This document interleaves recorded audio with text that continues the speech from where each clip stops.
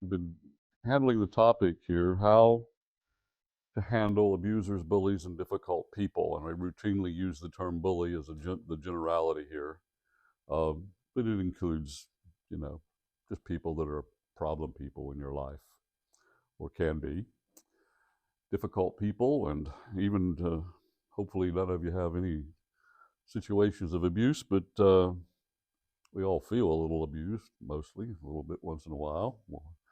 But we have began by looking at what we called section 1 in the outline, which is entitled Understanding Abusers, Bullies, and Difficult People. And we had 2 lessons on that. And just to give a little bit of review from here, we've been studying, well, first of all, we began with Samson and Delilah to help understand why bullies do what they do. Then we moved on to David's interaction with Eliab in 1 Samuel 17, when his older brother tried to bully him into going home instead of facing Goliath. And then we went on to talk about David's encounter with Goliath last week. And when we talked about Eliab, we introduced this idea of tools, just as a way to kind of hang our hat, if you will, and keep our bearings. In review, God gives us spiritual tools to help us accomplish things we otherwise could not do. But using them well requires knowledge and practice. And every week we're going to get more practical. This week's more practical than the last 2 because, well, the last 3 have been kind of general and introductory. But if we use the tools that we find in God's Word that are used successfully by the folks that we are looking at in these Bible texts, if we use them correctly, then we can expect to handle difficult people in the way that honors God. Doesn't mean that we'll straighten them out. It just means we'll handle the situation and we won't let them control our life, hopefully.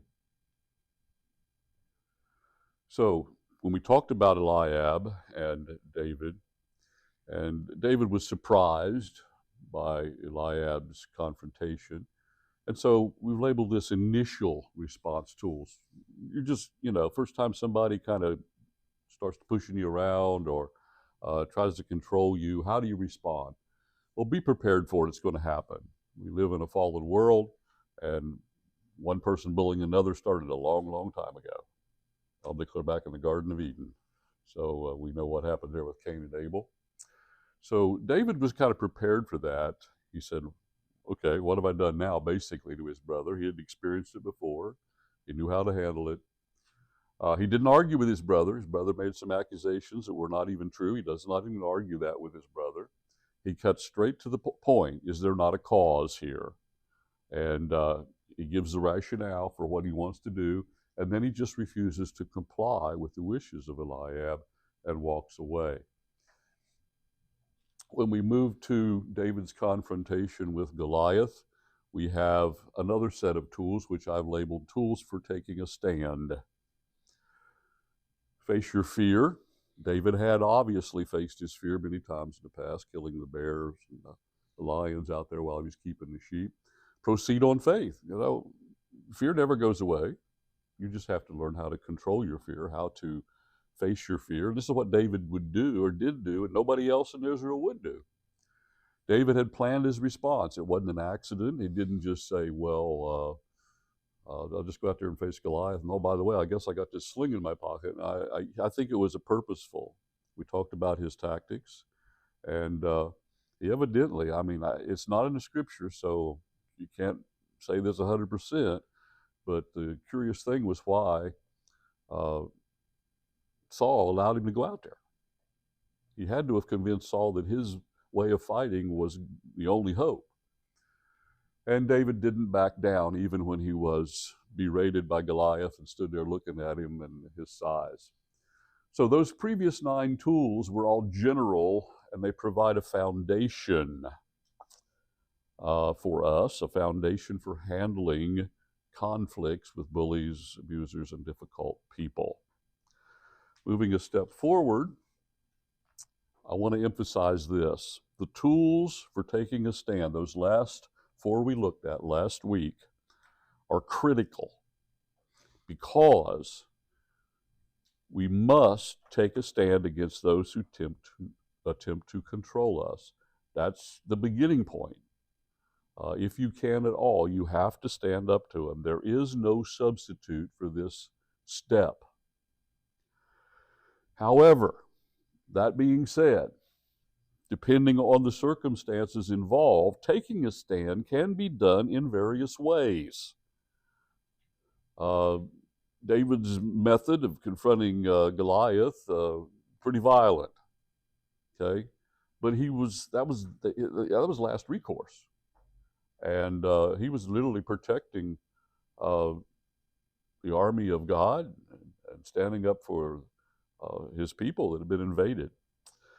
But we're not usually confronted with that kind of thing. We need to understand that there are many different ways to take a stand. And this is where the tools become more practical. So taking a stand, the tools for taking a stand are critical. But however, depending on the circumstances involved, taking a stand can be done in various ways, which we must apply ourselves personally, and we must communicate that to young people. It's young people that need to be taught what I'm teaching here.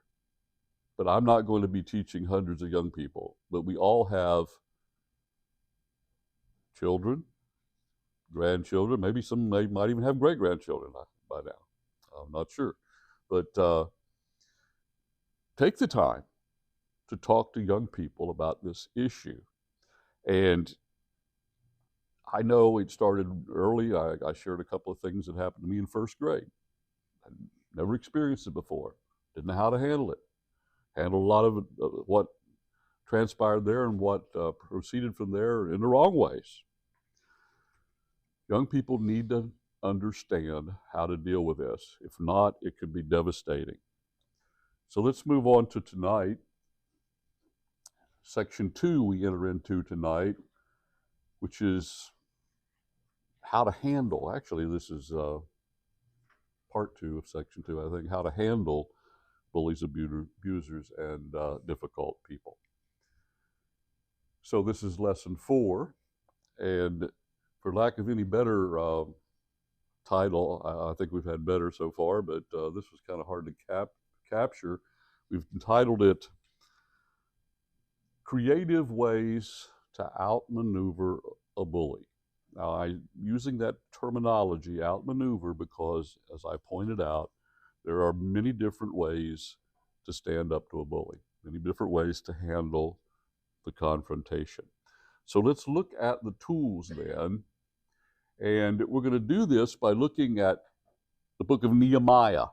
Now, you might have to take a minute or two to find that one in the Old Testament. We're going to look at the first 6 chapters of Nehemiah, and then we're going to go back to the book of Exodus and look at 2 chapters that involve the Hebrew midwives and Moses' mother, whose name was Jochebed, and how they dealt with what Pharaoh was, foisting on the people of Israel about population control there, killing all the male children. So that's where the tools are going to come from. And this is lesson 3. I think I should say lesson 4. I think I didn't change that. Outmaneuver, that's the critical thing here. That's what we need to do. Outmaneuver abusers, bullies, and difficult people. By outmaneuver, that's cerebral. That's knowing what to do, how to handle people, how to handle situations, and it encompasses actions as well. Okay, we're going to begin by a little something here that came out of Reader's Digest back in 2002. Man, it sounds like that wasn't long ago, but that was 23 years ago now, all right? It was compiled by a man by the name of Daniel Levine. But the man actually that wrote this, his name was Tony Hillerman. He was a best-selling author. And, well, let me just read you the story.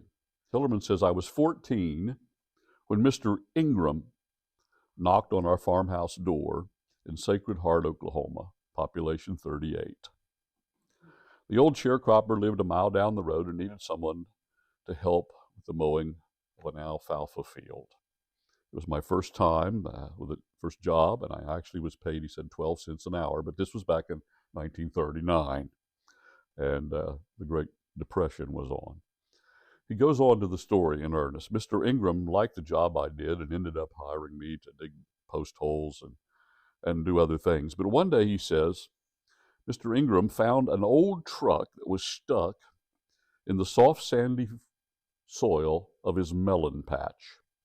It was loaded with melons, and someone had obviously tried to steal the melons, but their truck got bogged down and stuck. Mr. Ingram explained that the owner of the truck would be returning soon. I guess Tony was there or came to work or something. He probably inquired about the truck, and he said, well, the owner will be returning soon. But he said, I want you to watch and learn. Tony says it wasn't long before a local guy with a terrible reputation for fighting and stealing showed up with his 2 full-grown sons, and they all looked really mad. Calmly, Mr. Ingram said, well, I see you wanted to get some watermelons, or wanted to buy some watermelons, actually, is the terminology he used. He didn't confront the man. He didn't say, why are you trying to steal my watermelons? He just acted friendly. He said, well, I see you want to buy some watermelons. He said, after a long silence, the man looked at Mr. Ingram and said, yeah, I guess so. What are you getting for them? 25 cents each, said Mr. Ingram. Well, I guess that would be fair, said the man, if you help me get my truck out of here. Tony says it turned out to be the biggest sale of the summer in terms of watermelons. What could have been a nasty, perhaps violent incident had been avoided. After they left, Mr. Ingram smiled and said to me, son, if you don't forgive your enemies, you're going to run out of friends. That was his homespun advice. But he didn't get angry at the man trying to steal his watermelons. He may have felt anger, but he didn't express it. He didn't accuse. He didn't cause the thing to escalate. He just approaches the man like he was innocent and communicates that.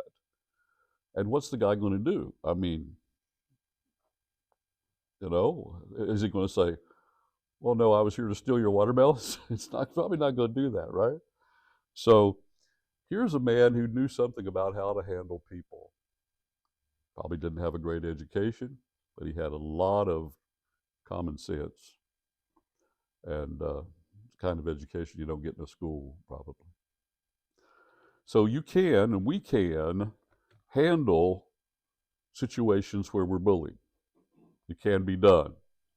Problem is, we don't think much about how do we do that. Well, let's look at some of these tools beginning in the book of Nehemiah. Anti-bully tools, but more specifically tonight, outmaneuvering a bully tool. Outmaneuvering a bully tools. What are they? Let's turn to the book of Nehemiah. Like I say, I'm not going to have it on the screen tonight, so I hope you have your Bibles there. If you didn't bring your Bible, maybe you got your phone, or you can just listen and take notes. Look it up later. The book of Nehemiah concerns Nehemiah, who was a captive Jew who had ascended to a position in the king of Persia during the captivity, the 70 years captivity, that Daniel and Ezekiel and others, the 3 Hebrew children, remember those stories, all came from those years of captivity in Babylon. But then Babylon was defeated and captured by Persia. And it's similar to Daniel, rising up to want to be one of the highest government officials in the Babylonian Empire. Here's Nehemiah in the court of King Cyrus. Well, that's the setting. Verse 1, the words of Nehemiah, the son of Hakaliah. And this means Nehemiah wrote this book under the inspiration of the Spirit. It's first-hand account.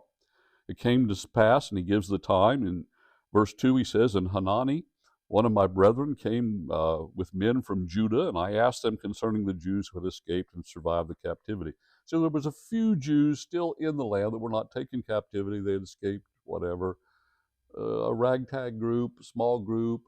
And he learns from Hanani that the walls of Jerusalem are broken down, the gates have been burned with fire, the people there don't have any security, they're at the mercy of whoever. And this disturbs Nehemiah. Verse 4, "So when I heard these words, that I sat down and wept and mourned for many days, I was fasting and praying before the God of heaven." Now there's the first tool, prayer. Now, Nehemiah is not being bullied at this point, but he's about to be bullied when he goes back to Jerusalem to build those walls. And the interesting thing is, all the way through chapter 6, over and over and over again, it mentions Nehemiah prayed here, Nehemiah prayed there. Here's what I prayed. Here's what I prayed about. He is one of the greatest examples of prayer in the whole of the Word of God. He's living in captivity, but he hasn't lost his faith in the God of Israel. He still prays every day, has a relationship with the Lord, depends on the Lord. We need that for everything in our life. Prayer should bathe our life and support us in everything we do. It's not any different when we have conflicts with people. It should be a matter of prayer. Our typical way of dealing things, we get angry, we get into arguments. In our society today, you got to be careful about people driving down the road. They don't try to shoot at you. We just the kind of world we live in. We need to be people of prayer, as Nehemiah was. Well, he prays and he confesses the sins of the nation and his own sins to begin with. And when you come down to verse 9, it says, "But if you return to me," and he's praying to God, and he's recounting what God has said about the nation. And God has said this: "If you return to me," as Nehemiah describes it, "and keep my commandments and do them, though some of you were cast out in the farthest parts of heaven, yet I will gather them from there and bring them to a place that I have chosen as a dwelling for my name." Now down to verse 11, there he says, "O Lord, I pray, please let your ear be attentive to the prayer of your servant." And then later on, he says at the very end of that section, I pray, he says, and grant mercy in the sight of this man. He is asking God to give him favor in the eyes of the king, because that's where he was going to go with this problem. So he is praying about the steps he will take. Now on your sheet, you'll notice he prays for God's help here in chapter 1. And in verse 11, he prays for God to grant him favor with the king, because he's going to request that the king allow him to go back and build these walls. And then in chapter 2, verse 4, he's ready to ask the king. The king has inquired, what's on your mind? Because the king realized he was not himself and he was sad about something. And before he opens his mouth in verse 4, he says, "And I prayed to the God of heaven." And then it says, "And I said to the king, here's what I want." He prayed for wisdom. And then in verse 4 also of chapter 4, we see his prayer again. This is after he has went and got started on the project. And he meets some opposition in chapter 4, a man by the name of Sanballat, who's the instigator, who mocked the Jews and so on. And in verse 4 of that chapter, he prays again and says, "Hear, O our God, for we are despised. Turn their reproach on their own heads." And I won't go any further with that, but he basically says, "You take care of these guys, Lord." And when we are being tormented by someone who's abusing us or bullying us, the first step we need to do is go to the Lord and ask the Lord to handle the problem. And the Lord will handle problems for you. I'm going to tell you something that might surprise you at this point. This is lesson 4, and I've shared with you some of the times in my life I've had bullies that I had to deal with, and since we were talking about resisting and taking a stand, it looks like I'm the expert on how to handle bullies. I'm telling you, I have been bullied way more than most people, probably. And I have failed to stand up to bullies way more than most people because of just the sheer amount of times that it's happened. I've not always handled it right. Sometimes I've just given in. Well, lots of times I've given in because I don't like conflict. So I just, if it's not really anything that's all that important, I just, okay, or whatever, I just kind of ignore it, let it go. But what happens when you do that? It happens again. And then if you let it go that time, it happens again. And if you let it go that time, it's going to happen again and again. And then what happens to me after so many times, I get so fed up, then I don't respond well. I don't handle it well. I'm just angry. So I have seen God, though, in the midst of that going on, when I'm not handling it like I should, step in and handle it.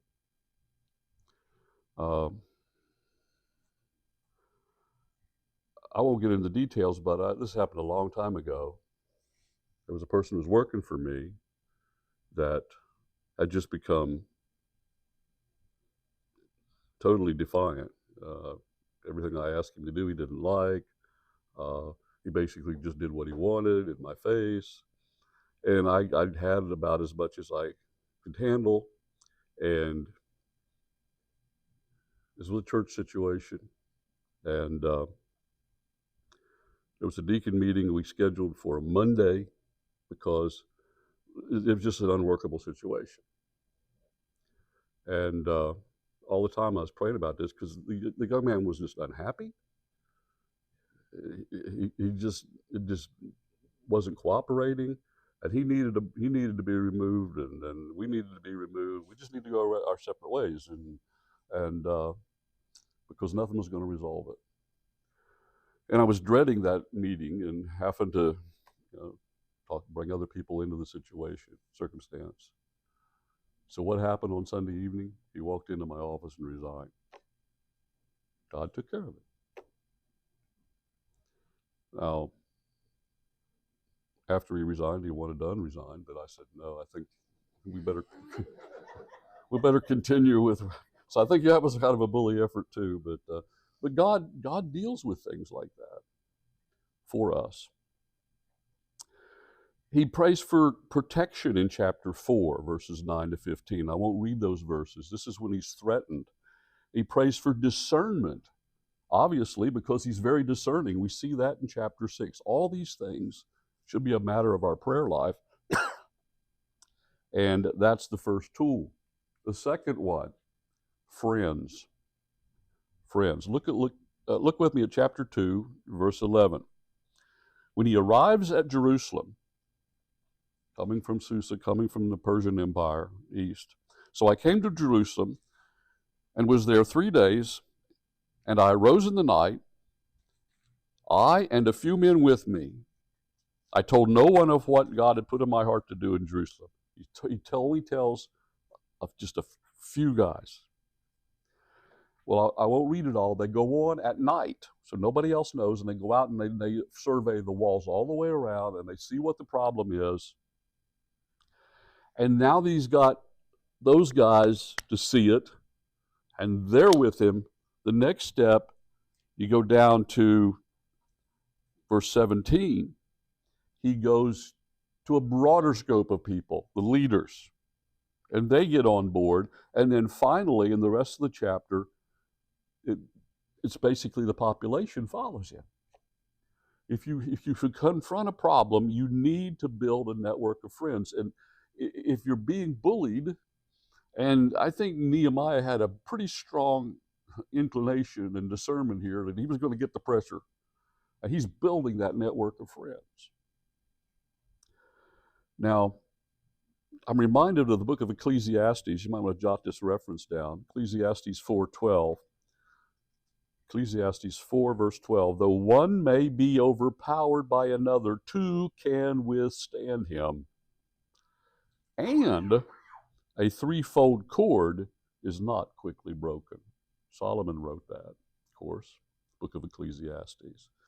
There is great strength and value in a support system that you have of friends. I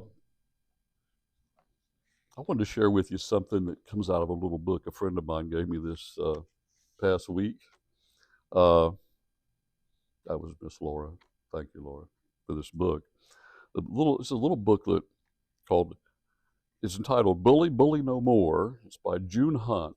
And I was thumbing through it, and my eye rested on page 36, where she lists 5 types of victims. 5 types of victims. The second one is all I want to mention here.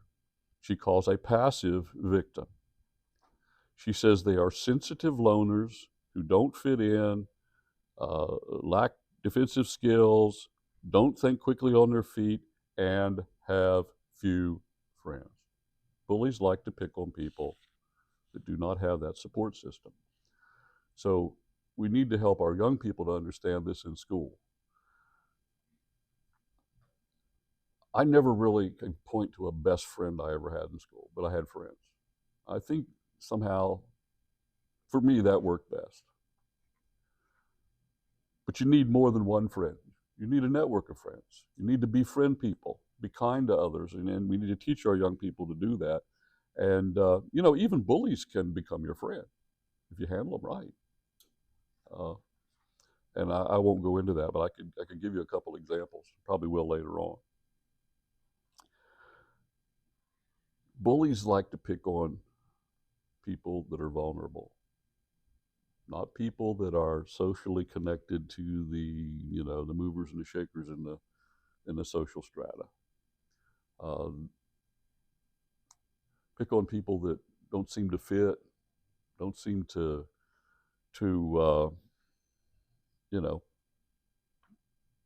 fit the norm or be like everybody else. I was always that person growing up.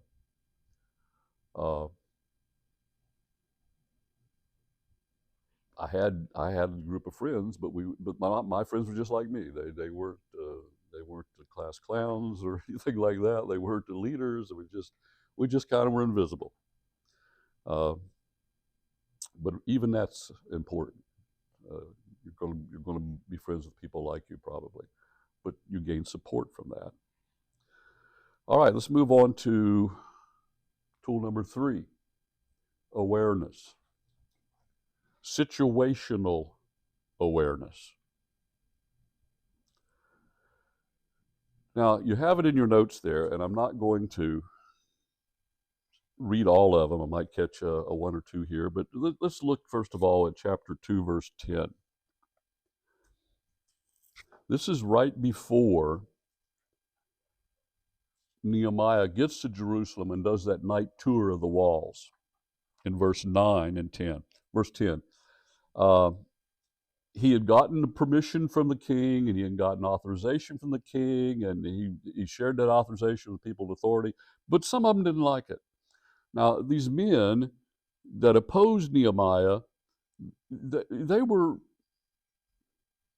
political leaders that were local leaders, local politicians or tyrants or whatever they were.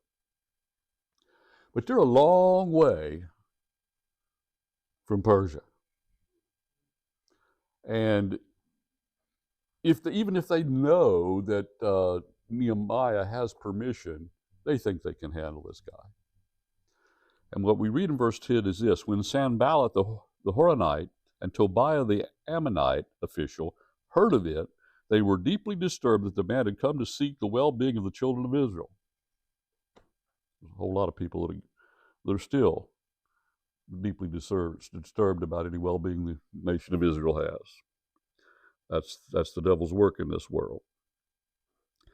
And I said Nehemiah had a discernment. I don't know if he knew this. He wrote the book. I don't know when he come to this knowledge, whether it was immediately or later, but he come to know it, discern it, understand it. And so he was aware from the very start of what he was up against. Now, first of all, I would say this to you: beware of those who do not like you, or say they don't like you, or they don't like what you're doing, because those are the potential bullies. And these people tend to be insecure in their own right because they think they have a position or want to have a position of more authority than you do. And that's kind of where Sanballat and these guys are at. Secondly, beware of those who verbally mock you, tease you, abuse you. Go over to chapter 4, beginning at verse 1, and we see these same guys. So it happened when Sanballat heard that they were building the wall that he was furious and very indignant and mocked the Jews. This is verbal assault. And he spoke before the brethren and the army of Samaria and said, "What are these feeble Jews doing? Will they fortify themselves? Will they offer sacrifices? Will they complete it in a day? Will they revive the stones from the heap of rubbish, stones that are burned?" Now Tobiah the Ammonite, he joins in verse 3. He was beside him and said, "Whatever they build, if even a fox goes on it, the wall break down." You know, just a little light fox walking along the wall will probably make it fall. Now, this seems childish. This seems like something you see kids doing. It's an adult version of it. Just despising, mocking. And what does Nehemiah do in verse 4? Hear, O our Lord God. We're despised, he says. Turn their reproach on their own heads. We've already covered that. Nehemiah's first instinct, always to pray. And then you go down to verse 7 in this same chapter, and when that doesn't work, verse 7 says, "Now it happened when Sanballat, Tobiah, the Arabs, and the Amorites," notice, they just expand the pressure. They bring in other local guys. All these people were under the thumb of the Persians. And the Ashdodites, when they all heard the walls of Jerusalem were being restored and the gaps were beginning to be closed, that they became very angry, and all of them conspired together to come and attack Jerusalem. So beware of those who don't like you or don't like what you're doing, those who verbally abuse you, and those who try to intimidate you or threaten you. That's bullying. You need to identify it. Now notice what Nehemiah does in verse 9. "Nevertheless, we made our prayers to the God." He goes right back to prayer. And then he says, "And because of them, we set a watch against them day and night." He's aware. He knows it's a dangerous situation. They could make good on their plans to attack him. So what does he do? He handles it. He's aware of the situation, and he begins to take steps to rectify it. And then you go into this section in the latter part of chapter 4, where he sets a guard. They watch at night. They have armed guards behind the parts of the wall that are the weakest. They have their bows, their swords, and all their weapons there. They don't leave. They don't go home. They spend the night there. They don't even take time to wash their clothes or to change their clothes, only wash once in a while.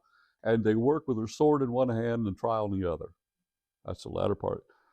He understands it's dangerous. He prepares for every eventuality. I'm reminded of 1 Corinthians 10:12, where it says, "Therefore let him that thinketh he stands take heed lest he fall." Overconfidence, just assuming you're never going to be bothered, is pretty naive.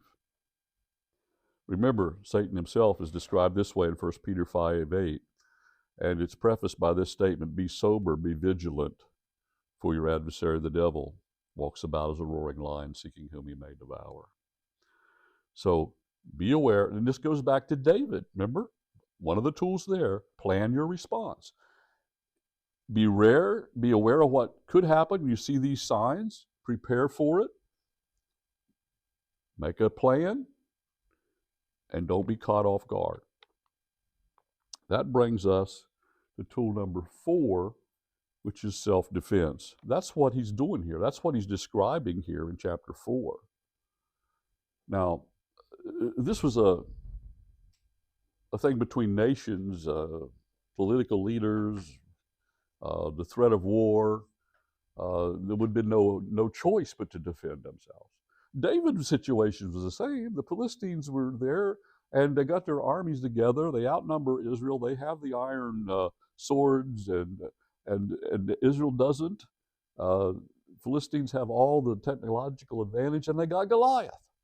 And everybody in Israel's afraid of him. And it looks like God's people, God's army, are going to fall. The Philistines are going to be ruling the day. There was no other choice. Somebody had to go out and fight Goliath. And if they wouldn't, sooner or later, they would have just enough of them would have, went home out of fear. The Philistines would probably just walked right in. So self-defense is necessary as a last resort. As a child on the playground, young people, in my day, at some point you just had to, realize there was going to be a fight, and if the guy was bigger than you, you just had to take your licking, but you couldn't go home. You had to stand up. So that doesn't really transpire much for us as adults. When I became an adult, I didn't know how to handle bullies, because it's a different thing. It's not kids, getting in a scuffle. It's a whole different level. It's psychological, emotional, it's intrigue, all the rest. So most of the time when we're talking about taking a stand, it's not going to come to self-defense, but taking a stand in other ways is also self-defense. You're defending yourself, because it will demoralize you, it will depress you, and it can lead to all sorts of issues.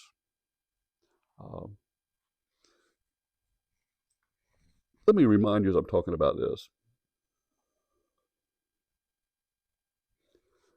because someone asked me a couple of weeks ago about when Jesus said, if someone smites you on the right cheek, turn the other cheek. We have to understand that was an insult. It wasn't an attack that would do harm. It was an insult to slap somebody. I read it here in the New King James. He says, but I tell you not to resist an evil person who's just insulting you, is the implication, because he goes on to say, but whoever slaps you on your right cheek, turn the other to him. Why? Because you can absorb that. It's not threatening your life, but you're not escalating it. But you're taking a stand.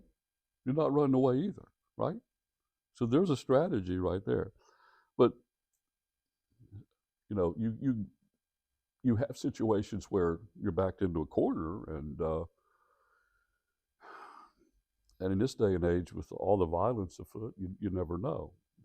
Jesus was not opposed to self-defense. His disciples, at least two of them, carried a sword, we know from other scripture references. So it's not opposed to self-defense, but again, that's a last resort thing. Now, I want to go a step further, and we want to go to the book of Exodus. If you flick back there with me, chapter 1 and 2 of the book of Exodus. And this last one, I felt necessary to put on here because it is two examples here of outmaneuvering people that were oppressing and bullying. But it's not through self-defense. They don't even have. They were not even capable of defending themselves against Pharaoh. What do you do then? So this last one is what I call hidden resistance. Hidden resistance. There arose a Pharaoh that did not know Joseph, we learn early in chapter 1 of the book of Exodus. Because Joseph was like number 2 to Pharaoh when he was alive, after all that happened to him. God had raised him up to that point. And God had so blessed the Israelites that were basically living there that even though the Egyptians kind of enslaved them, they really outnumbered the ruling class.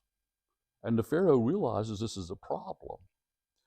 And so he puts them to hard labor, he keeps oppressing them, and God keeps blessing them, and they keep growing, and their population exploding. And so he comes in chapter 2, actually before you get to chapter 2, Let's look at chapter 1 and verse 15. And the king of Egypt spoke with the Hebrew midwives. Now, midwives we still have midwives around today. I think we all understand that. These were ladies that assisted other ladies in bearing children. They didn't go to the doctor or the hospital back then. Anyway, then the king of Egypt spoke to the Hebrew midwives, of whom the name of the one was Shiphrah and the name of the other Puah. Now, some like to argue that those are Egyptian names. They're not. They're Semitic names. They're not Egyptian. They're not Hebrew, but they're not Egyptian. They're what's called Semitic names, people in nations that were close to Israel and so forth. So they're probably people in Israel at some point named their children names that just weren't common names among the Hebrews. But every indication here is that they were Jewish too. So he comes to these two. Why are there only two midwives? There's a million people there or more. These are just the two head midwives. They would have had mid-level managing midwives, you know, and actual practicing practitioner midwives, you know. You got to understand this from that perspective. And so he comes to the midwives, and he names them here, the two prominent ones. And he says this: when you do the duties of a midwife for the Hebrew women and see them on the birth stools, and they birthed children a whole lot differently back then. They weren't in bed, so I'll leave it at that. He goes on and says, if it is a son, then you shall kill him. And if it's a daughter, then she shall live. But the midwives feared God. Why? They were Jewish. They were Hebrews. But the midwives feared God and did not do as the king commanded them, but saved the male children. They disobeyed the king. There comes a time when we have to obey God rather than men, and that's where they were at. But they didn't go and tell the king they were doing it. They had a little sense there too. You know, they just didn't do it. So sometimes when you're in that situation where you cannot get anywhere by standing up, you do not have you don't have the ability to defend yourself. In other words, I think I stated it this way on your sheet: when it's wrong to comply and dangerous to refuse, covertly or secretly, if you'd write that word, secretly do what's right. That's what they did. You say, well, how do you condone their lying? I'm not sure they lied. Look what happens here. So the king of Egypt called the midwives and said to them, why have you done this thing and saved the male children alive? And the midwife said to Pharaoh, because the Hebrew women are not like the Egyptian women, for they are lively and give birth before the midwives come to them. That probably was a 100% true statement. The Egyptian women, they're pampered, they have it all. They're not the bottom line of the social strata here that are enslaved by the Egyptians. And, they probably had people to come in and help them, but there probably wasn't enough to go around for the Jewish ladies. And a lot of them probably didn't, from their background, didn't even do that or need that. So probably it wasn't a lie. Now, it could well be that if they called a midwife, that the midwives kind of drug their feet getting there, but it wasn't entirely a lie. They weren't just trying to lie. They were just trying to be secretive about what they were doing. Look at verse 20. Therefore God dealt well with the midwives, and the people multiplied and grew very mighty. And so it was because the midwives feared God that he provided households for them. The midwives, as I understand it from what I've read, often were childless that did that job. But God blessed them and gave them children because of their, they were standing up for those that didn't have anybody else to stand up for them, and they were standing up for them in the only way they could. Now, and Pharaoh escalates at verse 22, and Pharaoh commanded all his people, saying, every son who is born you shall cast in the river, and every daughter you shall save alive. So it wasn't just the midwives, it was all Egyptians had this command to do this in reference to the Hebrew boys. That brings us to the next thing. a man of the house of Levi. He married a woman, a wife of the daughter of Levi. We learn later in Exodus her name was Jochebed. And she already had at least a daughter, Miriam. We learn about later in Exodus as well. And she bore a son, and when she saw that he was a beautiful child, she hid him 3 months. Now, who looks at a baby and doesn't see a beautiful child? I mean, you know what I'm saying? It just means she prized the child. It doesn't mean he was the best looking child evidently in the whole country, but we understand that. But when she could no longer hide him, first of all, I missed a part from there. He was a beautiful child, and she hid him for 3 months. She defied the Pharaoh too. She hid her defiance. She hid her resistance. It was the only way she could get away with it. She publicized it. She's dead. The baby's dead. You know, nothing good comes from that. When she could no longer hide him, she took an ark, a little basket or boat of bulrushes for him, and dubbed it with asphalt and pitch, put the child in it, and laid it in the reeds by the river's bank. She didn't put it out in the middle of the Nile River. A little tributary up there in the bank, a lot of the growth. Reeds would keep them from floating away. By the way, what was the command that the Egyptians had to throw them in the babies in the river, or even the Israelites? You have to throw the child. She did. She's outsmarting Pharaoh. If anyone questions, did you throw the baby in the river? Yep, sure did. Not like they were thinking. And she also, I think, picked a specific spot. A place where Pharaoh's daughter came to bathe. I don't think that was any accident. She has a plan, just like David had a plan, just like Nehemiah had a plan. And she's going to outsmart the Pharaoh. She's going to outmaneuver Pharaoh, just like Nehemiah did, just like the midwives did. Then she has this daughter, Miriam, who stands on waits and waits till the Pharaoh's daughter comes. The baby's discovered. She has compassion on the baby when he begins to cry. She pulls the baby out of the water, hence the name Moses, which means from the water. And immediately Miriam goes up and said, would you like me to get a Hebrew lady to nurse the baby? Oh, sure, that would be something I would need. She goes and gets the mother of Moses, who the Pharaoh of daughter then pays to do what she would have done if they had just left her alone for nothing, obviously.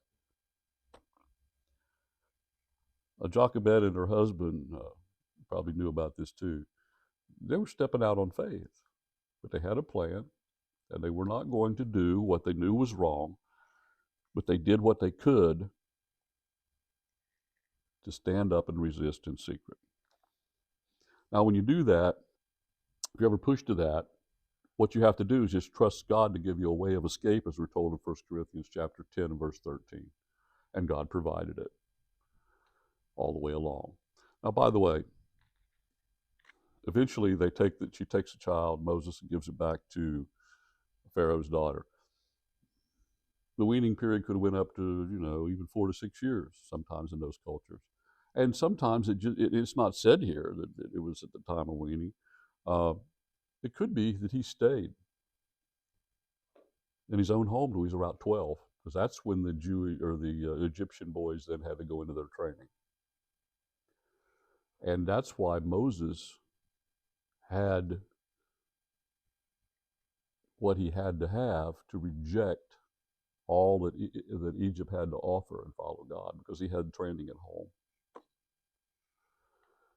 All this God brought about and blessed. So there you have it. If you want to get some notes or put it into an outline, here's this. But let me give you one more illustration as you're jotting those down. This came from a website called voicings.com, and I don't know if it ever happened or it's just an allegory. I don't know. It could well have happened. It's told that way. I don't have the author. But it's so instructive here.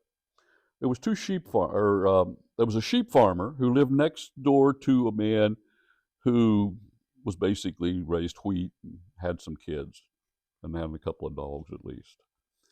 So the farmer, who was not a sheep farmer, these dogs ran loose and just tormented the man's sheep that he was trying to raise. And the sheep farmer didn't know what to do. He thought, well, I could shoot the dogs or poison them, or I could be nasty to my neighbor, or even take him to court. But he didn't do that. Instead, he prayed about it. Sound like Nehemiah? He prayed about it. And God seemed to give him discernment. As soon as the new lambs were born, he gave each of the neighbor's children one of them as a pet. They were thrilled. Their father could not, basically, I mean, he just could not allow the dogs to run loose and torment those pets, so he pinned up the dogs and restrained them for the sake of the pets, thus solving the sheep farmer's problem. And the story goes, they became friends, and the man who didn't care about his dogs tormenting the neighbor's sheep, that whole problem was solved. The 80 ways out of the story.